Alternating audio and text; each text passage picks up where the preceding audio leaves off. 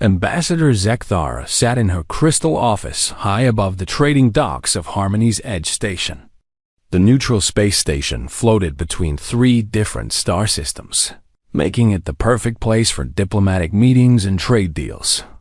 Through her transparent walls, she could see ships from dozens of different species coming and going. The sight usually filled her with pride. Her people, the Volnari, had helped build this peaceful meeting place. Today, however, something bothered her. She had been reading through the galactic law books, looking for trade regulations that might affect her next business deal. The Volnari were known throughout the galaxy as the best information brokers and deal makers. They knew everyone's secrets and could arrange anything for the right price. But as she read through page after page of laws, treaties and agreements, she noticed something strange. There was nothing about humans. Not one single law, rule, or regulation mentioned them at all. This was odd, because humans had colonies scattered across many star systems and traded with most species regularly. Zekthara's 4 eyes blinked in confusion. Her people kept detailed records on every species in the galaxy. They had files on the aggressive Saurian Empire, the mind-reading Kethmori, the crystal-bodied Christek, and hundreds of others. But when it came to humans, their files were surprisingly thin. She decided to ask around during the evening diplomatic dinner. The main hall of Harmony's Edge was filled with representatives from many worlds. The air buzzed with conversation in dozens of different languages, all automatically translated by the station systems. Zekthara approached. Ambassador Veltar from the Kethmori delegation. The tall, thin alien had purple skin that could sense emotions and thoughts. His people were natural psychics and rarely kept secrets. "Veltar," she said in her musical voice, "I was wondering about human trade routes. Are there any special agreements we should know about?" The purple alien's skin immediately went pale. His large black eyes looked around nervously. "Humans? Why do you ask about humans, Zekthara?" "Just curious. I noticed there are no specific laws about them in the galactic codes."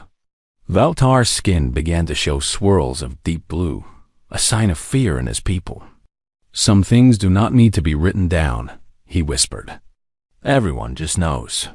Before Zekthara could ask more questions, Veltar quickly excused himself and walked away. She watched him leave with growing curiosity. In all her years as a diplomat, she had never seen a Kethmori show fear like that. She tried talking to other delegates. Commander Brakth from the Saurian Empire was known for his brutal honesty and warrior pride. His people feared nothing and conquered planets for fun. "Commander," she said, approaching his table, "I heard there was some trouble near human space last year. Pirates or something?" The huge lizard-like warrior stopped eating, his yellow eyes fixed on her face. For a moment, she thought he might attack her for even asking. Instead, he just shook his massive head. "No pirates near human space," he said quietly. "Never any pirates near human space. Never any trouble at all. But surely your empire has had some contact with them. Your people explore everywhere." Commander Bracht H stood up suddenly, his chair scraping against the floor. "The Saurian Empire has many enemies," he said slowly. "Humans are not among them. Humans will never be among them." He walked away without another word. The same thing happened with every delegate she spoke to. The Christek ambassador's light patterns dimmed when she mentioned humans. The floating minds from Nebula 7 simply stopped responding to her questions. Even the merchant traders from the Outer Rim found reasons to leave the conversation. By the end of the dinner, Zekthara was more confused than ever. It was as if the entire galaxy had agreed never to talk about humans, but nobody had written down this agreement anywhere. Back in her office, she searched through her people's private databases. The Volnari collected information like other species collected art or weapons. Their secret files contained dirt on every major leader, hidden trade deals, and military secrets that could topple governments. But their files on humans were strange. They were basic facts. They came from a planet called Earth. They had colonies on dozens of worlds. They traded peacefully with most species. There were even some cultural notes about their love of something called coffee and their tendency to make friends with any species they met. What was missing were the important details. There were no military assessments, no weakness reports, no strategic analyses. Instead, there were just a few short notes that made no sense. Recommend avoiding conflict at all costs. Read one note from 15 years ago. Do not engage. Do not provoke. Do not investigate, said another. The Seoul incident files remain classified by direct order of the Information Council, stated a third. Zekthara had never heard of the Seoul incident. But if the Information Council had classified it, that meant it was serious. The Council only locked away information that could damage entire civilizations. She found references to something called the Proxima Response and the Milwaukee Doctrine, but the actual files had been completely erased. Someone had gone through their databases and removed every detail about these events. The strangest thing was a single line of text that appeared in dozens of different files. Remember the Vex-Star Collective?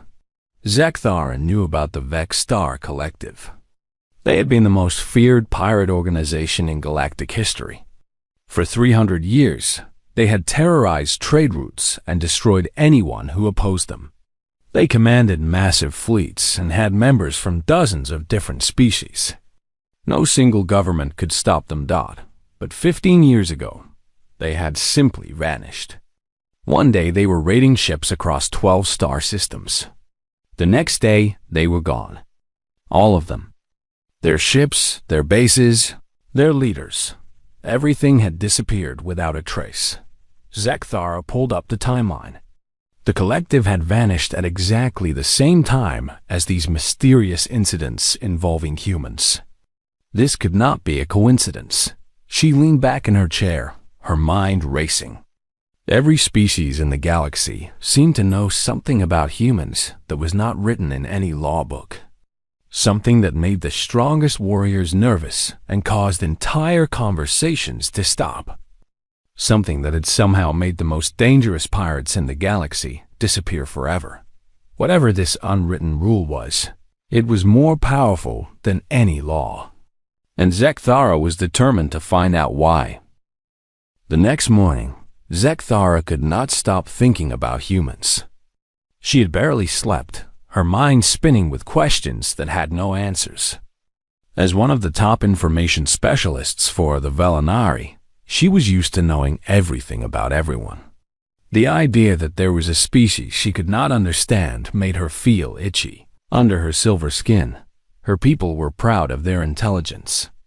They had helped smaller species avoid wars, guided primitive civilizations to space travel, and prevented dozens of galactic conflicts through careful planning. The Velanari had never met a problem they could not solve with enough information and the right strategy. But humans were different somehow. They were a puzzle with missing pieces. Zekthara opened her communication system and sent messages to her contacts across the galaxy. The Velanari had agents everywhere. Traders, scientists, diplomats, and even some criminals. If anyone had real information about humans, her network would find it. The responses came back within hours, and they were all similar. Her agents reported the same strange behavior she had seen at the dinner. No one wanted to talk about humans. Trade records showed that human colonies were never attacked by pirates. Human ships traveled safely through the most dangerous parts of space. Human diplomatic requests were always approved quickly and without argument. One message caught her attention. It came from Agent Kixana, who worked as a security officer on a trade station near human space. "Boss," the message read, "you asked about humans, so I watched them more closely. Something weird. They are not special at all. They are shorter than saurians, weaker than most species, not very fast. Their ships look normal, maybe even old-fashioned. Their weapons are basic energy blasters, nothing fancy. But here's the strange part. No one ever bothers them. Ever. Pirates will attack ships right next to human vessels, but they never touch the humans. It is like there is an invisible wall around them. Zekthara leaned forward in her chair. This was exactly what she had suspected. Humans seemed ordinary, but somehow they were completely protected from the violence and chaos that affected every other species. She pulled up more detailed records from her databases. Human ships were indeed unremarkable. They used fusion engines like most civilizations, carried standard defensive systems, and had normal crew sizes. Their colonies grew at a steady rate without the population explosions seen in some species or the decline seen in others. Everything about humans seemed average, even boring. Yet the numbers told a different story. Human trade routes had a 0% piracy rate. 0. No other species could claim that. Human colonies had never been attacked by hostile forces. Their diplomatic missions had a 100% success rate. These statistics were impossible for any normal civilization. Zekthara decided to dig deeper into the Vextar collective disappearance. She used her highest security clearance to access the restricted files in the Velinari archives. What she found made her heart beat faster. That the Vextar collective had been led by a creature called Warlord Gaxon, a massive four-armed alien with cybernetic implants and a reputation for extreme cruelty. He commanded over 50,000 pirates across 200 different star systems. His fleet included captured warships from a dozen different species and weapons, stolen from military bases. For 3 centuries, Gaxon had grown stronger. He recruited criminals from every species, built secret bases in asteroid fields, and developed his own weapons. The collective had become so powerful that entire governments paid them tribute instead of fighting. Then, 15 years ago, Gaxon made what the files called first contact with human shipping. The records were brief and confusing. A human cargo ship called the Peaceful Trader had been stopped by Vextar pirates near a mining world. The ship was carrying basic supplies, food, medical equipment, and clothing. Nothing valuable enough to start a war over. The pirates demanded the cargo and threatened to capture the crew for slave labor. This was standard procedure for the collective. They had done the same thing thousands of times before. The human captain asked only one question. Are there children on your ships? When told there were no children among the pirates, the captain said something that was recorded that made no sense to the translator. Ladies and gentlemen, we are weapons free. After that, the records became very strange. The Vextar ships reported impossible energy readings and unknown weapon systems. Communications between pirate vessels became frantic and confused. Some ships reported that their own weapons had stopped working. Others said their engines were shutting down without explanation. The last transmission from Warlord Gaxon was just 4 words. What have we done? Then silence. Complete, total silence from the most feared criminal organization in the galaxy. Zekthara read through incident reports from the weeks that followed. Search teams from multiple governments had looked for the collective, but found nothing. No wreckage, no bodies, no abandoned bases. It was as if 50,000 pirates and their massive fleet had simply stopped existing. The only clue was a message found on the communication buoy near the mining world. It was in human language, translated as "problem solved. Returning to scheduled cargo delivery. Thanks for your patience." Zekthara sat back in her chair, her mind reeling. A single human cargo ship had somehow destroyed the most powerful criminal organization in galactic history. Not defeated, destroyed completely. And then they had continued with their delivery like nothing had happened. She pulled up files on human military capabilities, but found almost nothing. Humans had a space navy, but it seemed small compared to other civilizations. Their weapons technology appeared to be at average galactic standards. Their ships were not particularly fast or well-armored, yet somehow they had done something that entire star empires could not do. As the day went on, more responses came from her network. The pattern was always the same. Humans seemed normal in every way, but the galaxy treated them with a respect that bordered on fear. Trade deals with humans were completed faster than with any other species. Diplomatic requests from human colonies were approved without the usual bureaucratic delays. Most telling of all, no one, absolutely no one, had ever reported a successful attack on human ships or colonies. Pirates, raiders, and even military forces from hostile civilizations all seemed to avoid human space entirely. Zekthara realized she was looking at the greatest information puzzle of her career. Somehow, humans had achieved perfect security without seeming to have superior technology or military power. They had become untouchable without appearing threatening. The Valinari in her could not let this mystery remain unsolved. Her people prided themselves on understanding everything and everyone. If they could figure out how humans had achieved this impossible safety, the Valinari could use that knowledge to help other species make better trade deals and maintain their reputation as the galaxy's premier information brokers. By evening, Zekthara had made her decision. She would conduct a small, careful test to study human capabilities firsthand. Nothing dangerous or harmful, just enough to see how humans really responded to threats. After all, what was the worst that could happen? They seemed like such an ordinary, peaceful species. 3 weeks later, Zekthara had her plan ready. Despite the warnings from her staff and the increasingly worried messages from other Valinari leaders, she was determined to solve the human mystery. Her pride would not let her walk away from the greatest puzzle she had ever encountered. She had spent days studying human shipping routes and found the perfect target. A small research vessel called the UNSC Curiosity traveled regular routes between human colonies, carrying scientists who studied stars and planets. The ship was small, carried only 12 crew members, and had minimal weapons. Most importantly, it was a research ship, not a military vessel.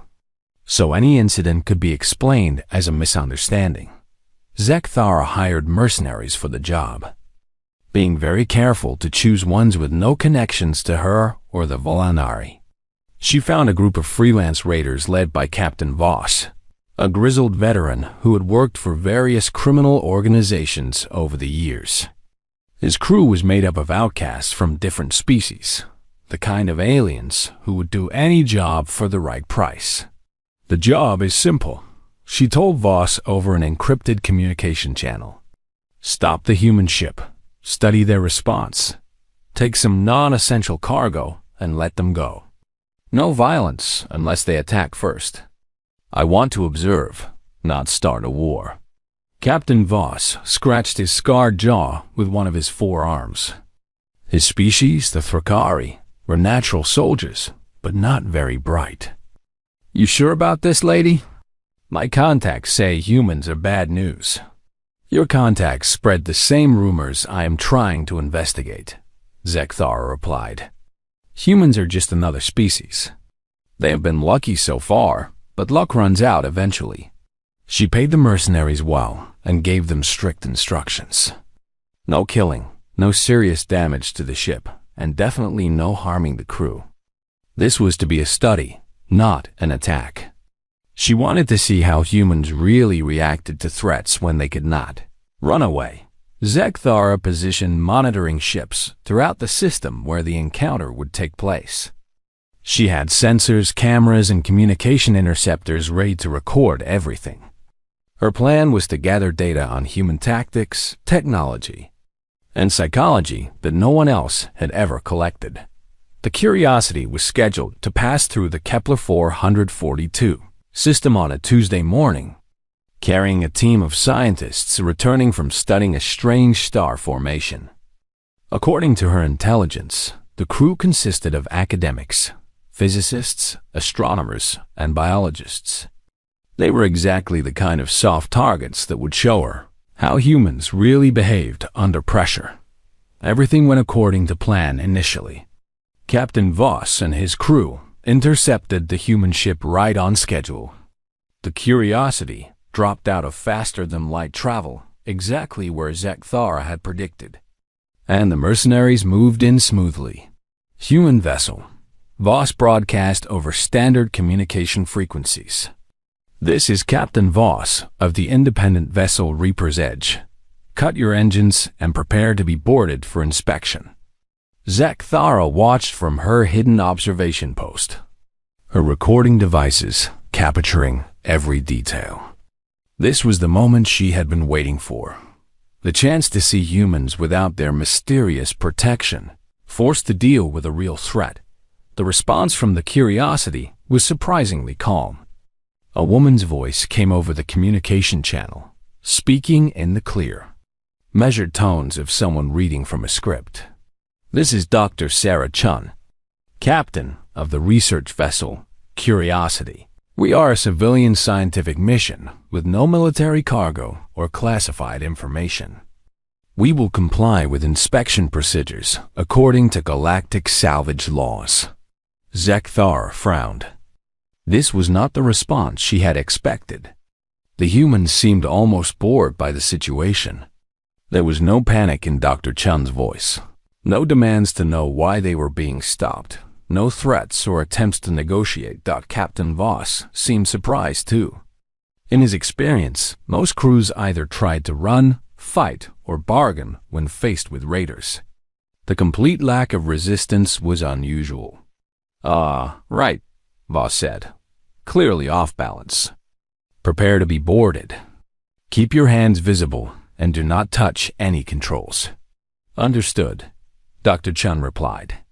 We are shutting down all non-essential systems now. Our crew is gathering in the main laboratory for inspection. Through her monitoring equipment, Zekthara could see inside both ships. The human crew was indeed gathering in one room, but something about their behavior bothered her. They moved with the kind of calm efficiency she had only seen in elite military units. Not civilian scientists. Dr. Chen herself was particularly interesting. She appeared to be a middle-aged human woman with graying hair and the soft build typical of academics. But she carried herself like a soldier, and her eyes never stopped scanning her surroundings. As Captain Voss and his boarding party prepared to enter the human ship, one of them made a casual comment that would change everything. "Boss," said Zrek, "a young Courtney pirate. Should we check if they got any kids on board?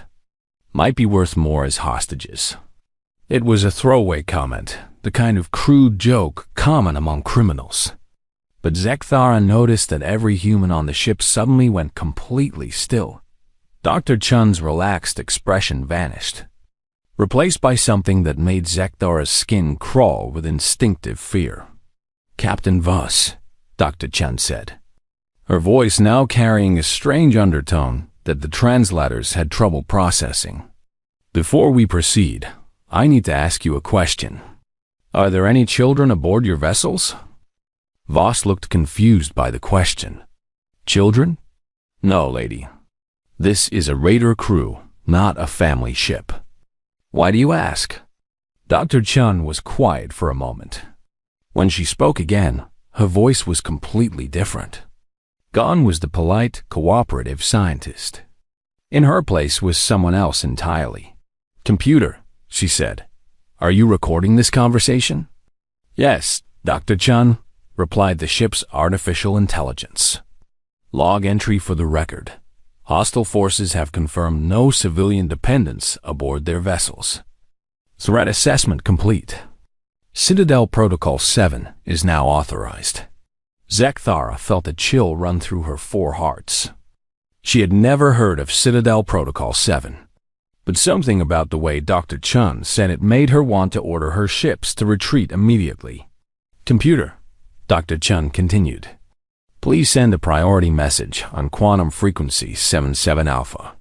Message reads, 'This is Research Vessel Curiosity. Protocols have been violated. Initiating Prometheus response. Send children home.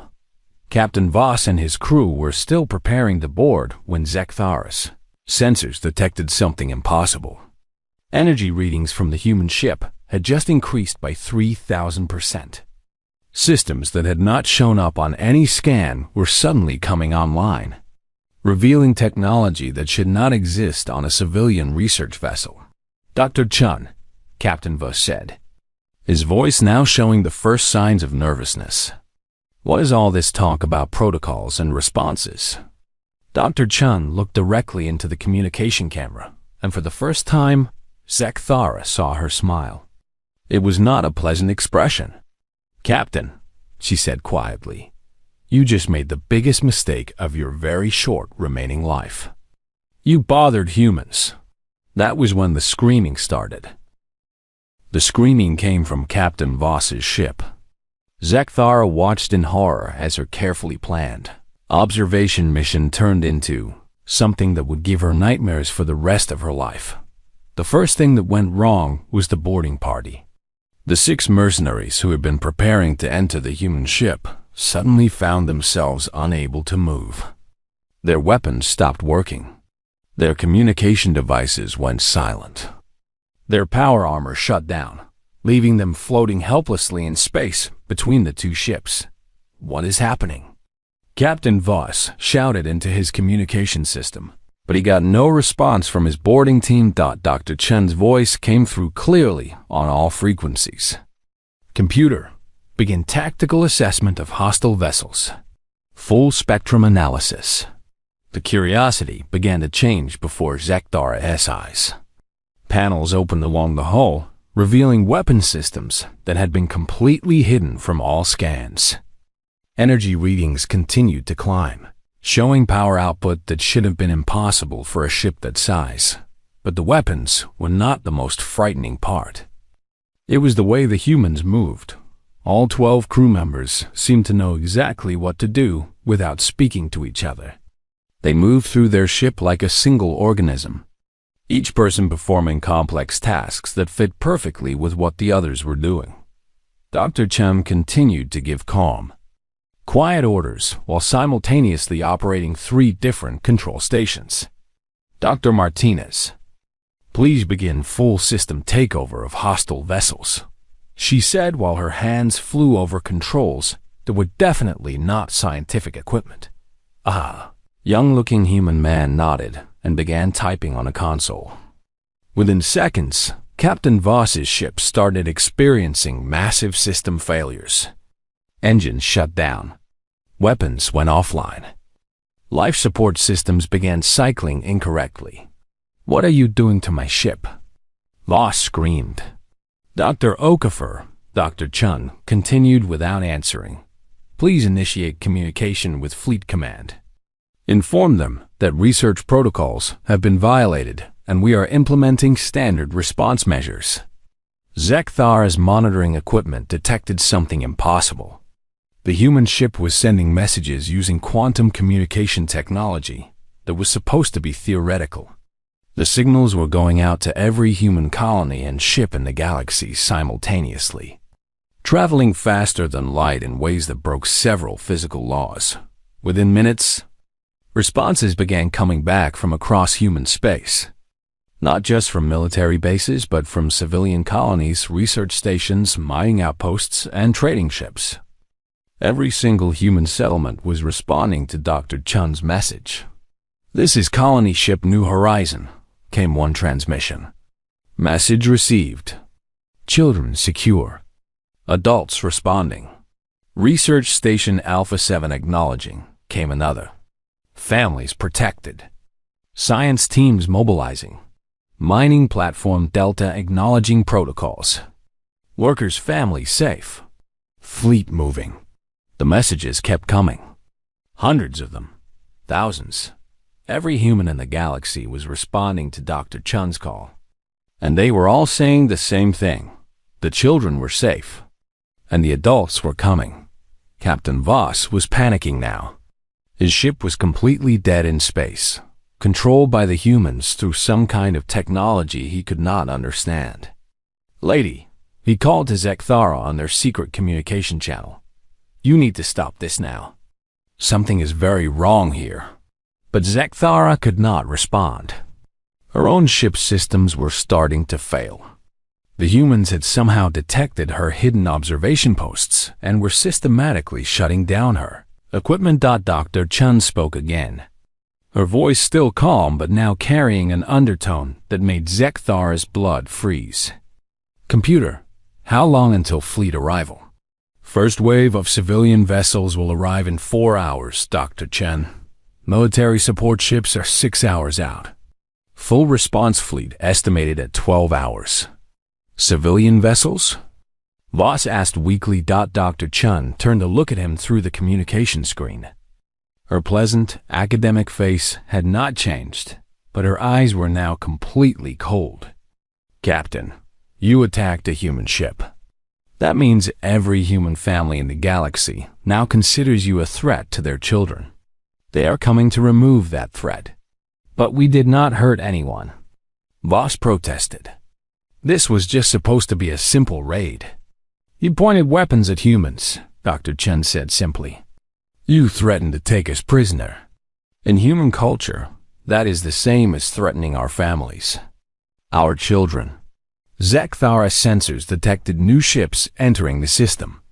Human ships, but not military vessels. These were family transports, research ships, merchant vessels, and colony ships. Civilian craft that should have been helpless in a fight, but they were not helpless. As each ship arrived, it revealed the same hidden capabilities that the Curiosity had shown. Civilian research vessels carried weapon systems that surpassed military-grade equipment. Family transport ships had defensive technology that could stop entire fleets. "Dr. Chun," Zekthar finally managed to speak. Her voice transmitted on an emergency frequency. "I am Ambassador Zekthara of the Velinari Consortium. I was the one who organized this encounter.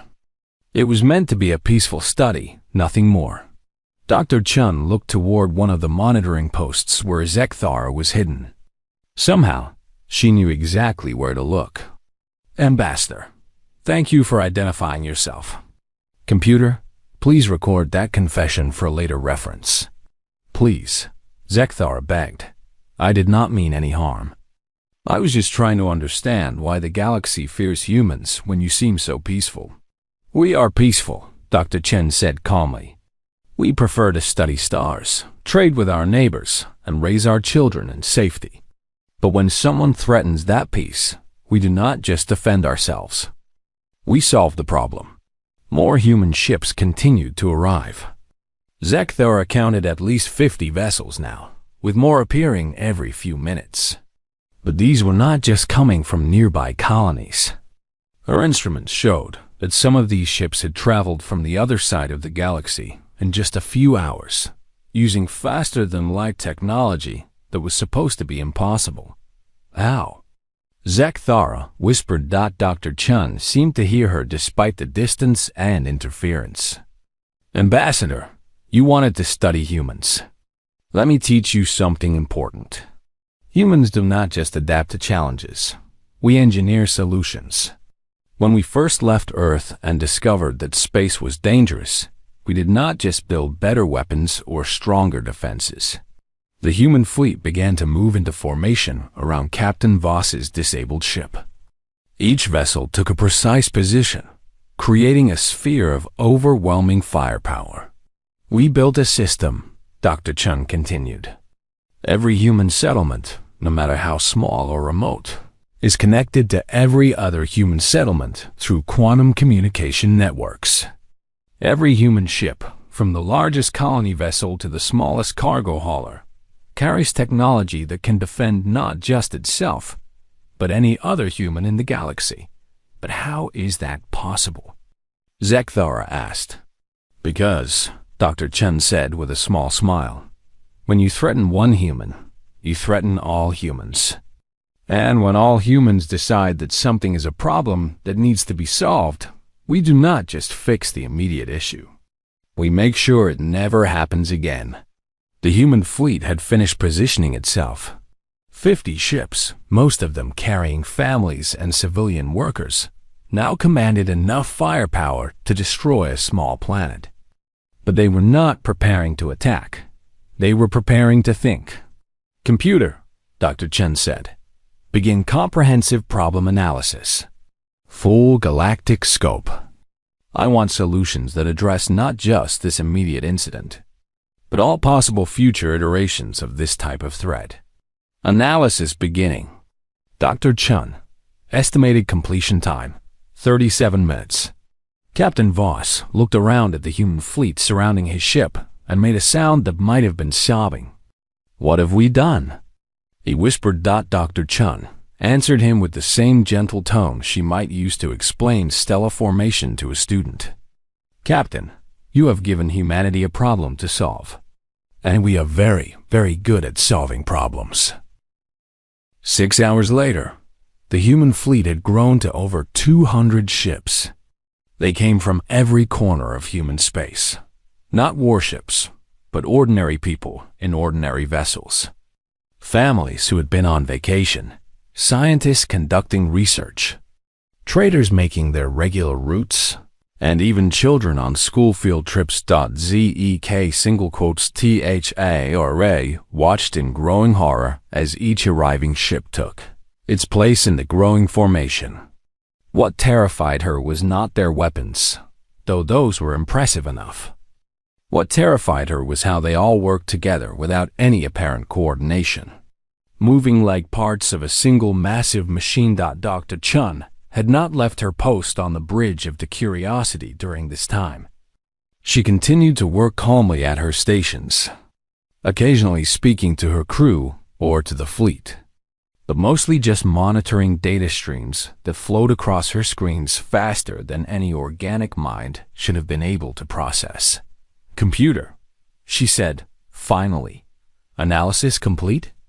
"Yes, Dr. Chen. Comprehensive solution package ready for implementation. Please summarize for our observers." The computer's voice filled all communication channels, ensuring that Zekthara, Captain Voss, and the remains of the mercenary crew could hear every word. Analysis of the current threat situation shows the following. Captain Voss and his crew represent a standard criminal organization with ties to 14 different illegal groups across 9 star systems. The organization that hired them, led by Ambassador Zekthara, has conducted similar operations against 47 other species over the past decade. Zekthara's blood went cold. Somehow, in just 6 hours, the humans had uncovered her people's most carefully guarded secrets. Furthermore, the computer continued. The pattern of behavior suggests this incident was designed to test human capabilities for strategic advantage. The Velinary Consortium has a history of using such information to manipulate interstellar politics and profit from conflicts between other species. That is not, Zekthara started to protest.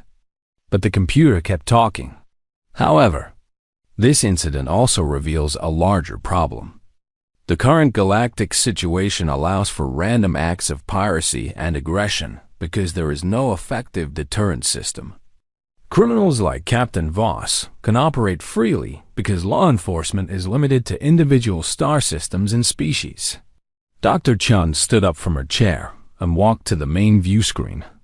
Around her ship, the human fleet hung in perfect formation, waiting. "Ambassador Zekthara," she said, "you wanted to understand why there is an unwritten rule about bothering humans. The answer is simple. We do not just solve immediate problems. We solve root causes." "What do you mean?" Zekthara asked weakly.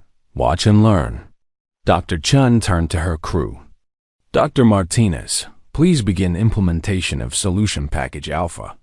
Dr. Okafor, initiate galaxy-wide communication protocols.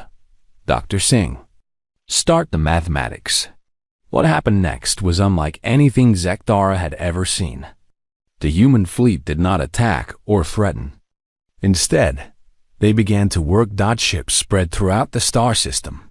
positioning themselves at specific coordinates that seemed to follow some complex mathematical pattern. Each vessel began broadcasting on different frequencies, sending out streams of data that connected to form a galaxy-wide network. "Computer," Dr. Chun said, "begin Phase 1 of comprehensive problem resolution." Across the galaxy, human ships and colonies began reporting in. But they were not just acknowledging orders, they were sharing information.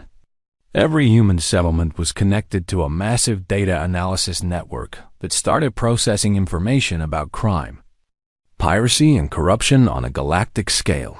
Within minutes, detailed reports began flooding in. The locations of hidden pirate bases, the real identities of corrupt officials, trade routes used by smugglers. Criminal organizations that had operated in secret for decades suddenly found their activities exposed and documented. Phase 1 complete, the computer reported. All major criminal organizations mapped and cataloged. Phase 2 initiating. Captain Voss was shaking now. "What is Phase 2? He whispered. Doctor Chun looked at him with something that might have been pity. "Phase 2 is where we solve the piracy problem, permanently."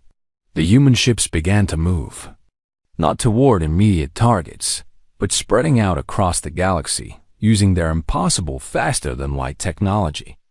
They were not going to attack random criminals. They were positioning themselves to end crime itself. "Dr. Chun," Zekthara said desperately, "surely you cannot mean to police the entire galaxy." "We do not need to police anything," Dr. Chun replied. "We just need to change the equation." She gestured to her screens, which showed a three-dimensional map of the galaxy. Red dots marked criminal organizations, pirate fleets, and corrupt governments. There were thousands of them. "Computer, begin Phase 3. Show them the new rules." What happened next would be talked about in whispered conversations for generations to come. Every criminal organization in the galaxy suddenly found themselves facing the same situation as Captain Voss. Their ships stopped working. Their weapons went dead. Their communications were taken over by polite human voices explaining that their criminal activities had been identified and that they now had a choice. "Attention criminal organizations." Dr. Chun's voice echoed across hundreds of star systems simultaneously. "You have exactly 1 hour to surrender all stolen goods, release all prisoners, and disband your operations. After that time, you will be considered an ongoing threat to galactic peace and will be dealt with accordingly." "You cannot do this," screamed a voice from somewhere in space, probably a pirate leader who had just found his fleet disabled. "You have no authority." "No right." Dr. Chun's response was calm and educational. "We have something better than authority. We have mathematics." The human fleet began demonstrating what that meant. Using technology that seemed to violate the laws of physics, they started making surgical changes to the galaxy itself. Asteroid fields that had hidden pirate bases were carefully moved to safer locations. Trade routes were optimized to eliminate the isolated areas where attacks commonly occurred. Even the locations of planets were slightly adjusted to create better sightlines and communication networks. They were not conquering the galaxy. They were redesigning it. Phase 4, Dr. Chun announced. Preventive measures.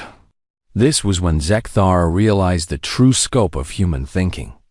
They were not just stopping current criminals. They were changing the fundamental conditions that allowed crime to exist. Remote areas of space gained monitoring stations that appeared out of nowhere.